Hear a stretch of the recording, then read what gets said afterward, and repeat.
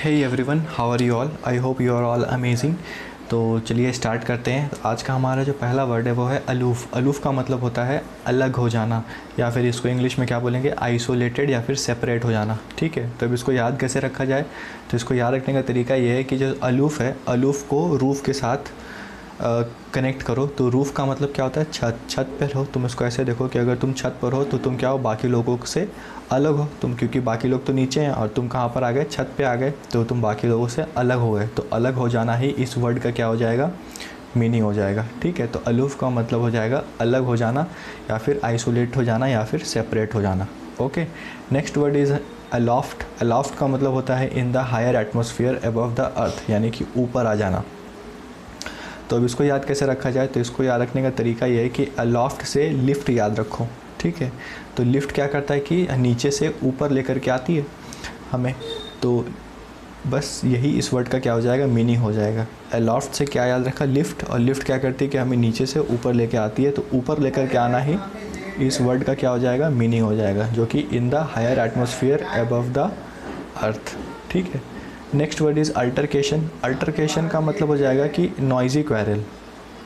Noisy quarrel मतलब कि तकरार या फिर विवाद हो जाना, या फिर कंट्रोवर्सी होना, या फिर ऐसा बोल सकते हैं कि झगड़ा हो जाना।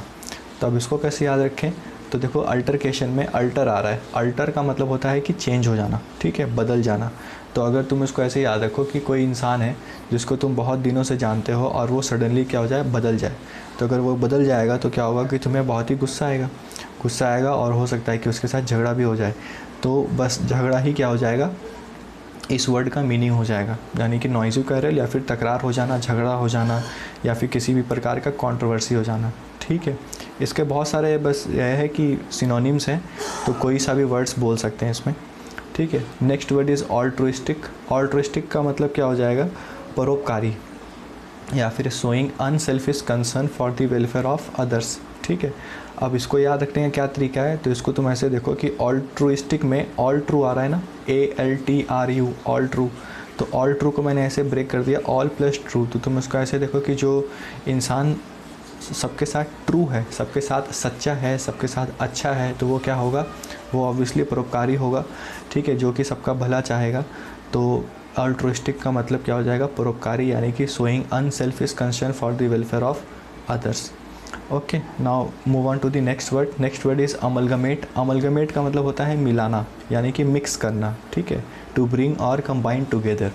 अब इसको याद रखने का तरीका क्या है कि देखो, अमलगमेट में जो लास्ट में मेट आ रहा है, उससे तो मैंने क्या कंसिडर किया, क्लासमेट। तो तुम ऐसा सोचो कि तुम क्या कर रहे हो कि बहुत दिनों के बाद अपने क्लासमेट से मिल रहे हो, मुलाकात कर रहे हो। ठीक है, तो मिल रहे हो का मतलब ही क्या हो जाएगा कि मिलाना। ठीक है, मिक्स करना। वहाँ पर क्लासमेट के साथ जो मिलना है वो क्या है कि भेंट करना है, मुलाकात करना है, लेकिन यहाँ पर जो अमेलगमेट का मतलब क्या है, वो है मिक्स करना, दो चीज़ों को या दो से ज़्यादा चीज़ों को आपस में मिला देना, मिक्स कर देना। लेकिन वहाँ से इसको रिलेट कर सकते हैं कि क्लासमेट से मिले हो, तो यहाँ पर भी क्या हो जाएगा, मिलाना ही इस वर्ड का मीनिंग हो जाएगा। तो अमेलगमेट का मतलब क्या हो जाएगा, मिक्स करना या फिर मिला देना। ठीक है, now next word is Amazon. Amazon का मतलब होता है कि साहसी स्त्री या फिर स्ट्रॉन्ग एंड अग्रेसिव वुमेन। अब इसको याद रखने का तरीका क्या है? तो देखो, यहाँ पर जो अमेज़ॉन है, अमेज़ॉन से तो अमेजिंग याद रख सकते हो कि अमेज़ॉन से अमेजिंग कनेक्ट करो। तो अमेजिंग, तो कौन अमेजिंग है? तो तुम ऐसे सोचो कि जो वुमेन स्ट्रॉन्ग है वो अमेजिंग है। ठीक है, स्ट्रॉन्ग वुमेन आर अमेजिंग। तो अमेज़ॉन का मतलब क्या हो जाएगा, स्ट्रॉन्ग एंड अग्रेसिव वुमेन। ठीक है, ईजी है। नाउ आज का जो आखिरी वर्ड है हमारा वो है एम्बीडेक्स्ट्रस। एम्बीडेक्स्ट्रस का मतलब क्या हो जाएगा, equally skilful with each hand.